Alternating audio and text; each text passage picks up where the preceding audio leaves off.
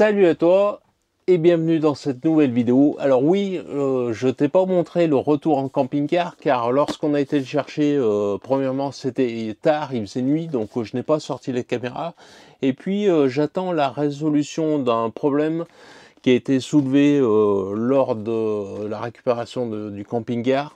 Je t'en dis pas plus, j'attends que ce soit résolu ou pas avant de me prononcer définitivement ou pas d'ailleurs en vidéo. Voilà. Cette semaine, je n'avais pas tous les rushs, je n'avais pas toute la matière pour te produire une nouvelle vidéo. Simplement, je me suis dit, tiens, avec le printemps qui arrive de bonne heure, avec l'ensoleillement qui est déjà là, je vais te montrer comment je récupère l'excédent de ma production solaire pour recharger ma batterie, ma power station, ma station d'énergie Fossibot F2400 et la restituer le soir pour par exemple brancher des trucs à recharger dessus, que ce soit le téléphone, l'ordinateur ou même pour pouvoir regarder la télé si j'en ai envie.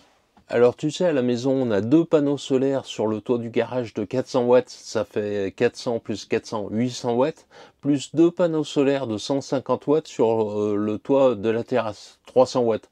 Donc ça fait une production crête, pas en wattheure, mais une production crête, on va dire grosso merdo, allez, de 1000 watts.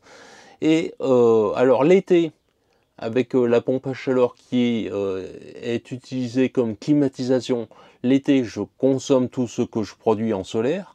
L'hiver, forcément, je vais avec la pompe à chaleur pour faire du chaud, je vais également consommer tout ce que je produis. Mais là au printemps, tu vois, pendant la journée, la pompe à chaleur elle est arrêtée, je ne fais ni du chaud ni du froid. Et finalement, l'excédent des panneaux solaires, eh bien, au lieu de le renvoyer chez Enedis, j'en profite pour recharger ma batterie solaire, ma power station. Alors, je tiens compte également de tout le bruit de fond de la maison, c'est-à-dire la box, la VMC, les frigos, le congélateur, la cave à vin, etc. etc. Et j'estime à peu près que je peux encore puiser 300 watts sur le 220 volts pour venir recharger ma power station. Et c'est là que la molette d'ajustement pour faire varier la puissance de charge de ton générateur Fossibot prend tout son sens. Mais le mieux, c'est que je te montre. Allez, on y va.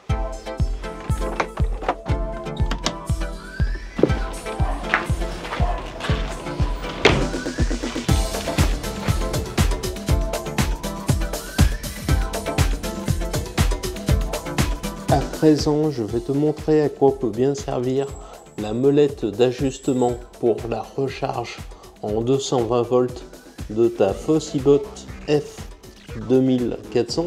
Alors évidemment, je pourrais venir brancher ici, tu vois, des panneaux solaires souples ou flexibles afin de recharger ma station d'énergie pour qu'elle me restitue l'équivalent le soir pour recharger donc mes téléphones ou mon ordinateur ou même regarder la télé avec. Mais je ne sais pas si je te l'ai dit, en tout cas je te le dis maintenant, au printemps j'ai une consommation qui est inférieure à ma production solaire parce que la pompe à chaleur ne fournit ni du chaud ni du froid. Hein, l'été on va la mettre en climatisation, l'hiver de toute façon tout est consommé. Mais au printemps, tu vois, la pompe à chaleur ne fonctionne pas. Ça fait que j'ai un surplus d'énergie. Hein, ce n'est pas le frigo, le congélateur, la cave à vin, la VMC ou la box internet. J'estime ça à peu près à 600 watts. Tu vois, il va me rester 300 watts pour venir recharger ma station d'énergie. D'où l'intérêt de venir manipuler ce petit interrupteur, qui n'est d'ailleurs pas un interrupteur mais un variateur, qui va justement me permettre d'ajuster ma consommation en 220 volts. C'est sûr que tu vois, si je me mettais à 1100 watts, laisse tomber, là je dépasserais largement ma production solaire. Mais en ajustant, tu vois, la molette ici, je vais pouvoir abaisser la consommation de ma power station pour venir coller au mieux avec ma production solaire. Et je te rappelle que Fossibot n'est pas le partenaire de cette vidéo. Tu vois, c'est comme quand tu vois marqué DJI ici. Ce n'est pas parce que j'ai un micro DJI que DJI est le sponsor de cette vidéo. Tu vois, par une belle après-midi de printemps, lorsque tes panneaux solaires sont en pleine production, et que tu as une consommation qui est réduite, à savoir ta box internet, ta VMC, ici c'est une VMC double flux, un frigo, un congélateur et peut-être une cave à vin qui fonctionne en intermittence. La pompe à chaleur, elle, ne fonctionne pas car la température est suffisante. Alors oui, hein, en réalité, notre pompe à chaleur, elle est reliée à un système de climatisation. Donc c'est vrai qu'en été, c'est la climatisation qui va prendre toute l'énergie du panneau solaire. Ici, le surplus est redirigé donc sur la station d'énergie Fossibot F2400.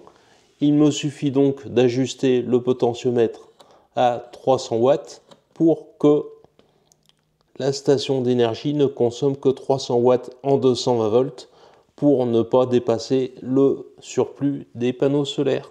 Mais alors Mimile, qu'est-ce que tu fais de tout cet excédent de puissance? Alors bon, je te rassure, hein, déjà il n'y en a pas tant que ça.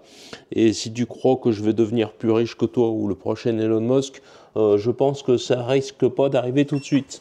Alors voilà, là j'allume le convertisseur 220 de la Fossibot qui, je l'ai branché donc sur la multiprise. Ça me permet d'allumer les lampes, la télé, la barre de son et le caisson de basse. Tout ça, ça consomme environ 80 watts. Alors attention, lorsque tu fais ça, de bien débrancher l'alimentation Enedis de la Fossibot, sinon elle va continuer à recharger, à se recharger par le courant EDF. Hein. C'est pas le but recherché. Enfin, sauf si tes panneaux solaires continuent à donner. Tu vois, là, elle est toujours branchée là-bas, mais je la débranche par facilité ici. Et là, comme nous, on est le soir, les panneaux solaires, ils ne donnent plus rien. C'est pour ça qu'il faut veiller à ce qu'elles soient bien débranchées pour rester en totale autonomie. Alors certes, hein, 1 à 2 heures par jour de télévision qui consomme 80 watts, tu peux te dire c'est des économies de bout de chandelle. Bon déjà je te rappelle qu'il n'y a pas de petites économies, mais deuxièmement tu vois j'y ai branché le tapis de 400 watts, tapis chauffant au sol. Ça permet, tu vois, en le réglant tout doucement à 30 degrés, ça permet d'avoir les pieds au chaud sans surchauffer la pièce. Et ça, je t'assure que ça provoque vraiment un réel confort lorsque tu regardes la télé. Et puis moi, j'utilise l'énergie stockée pendant la journée de cette façon. Mais si toi, tu estimes qu'il y a une meilleure façon d'utiliser cette énergie, vas-y, fais-le. C'est juste pour te montrer un exemple.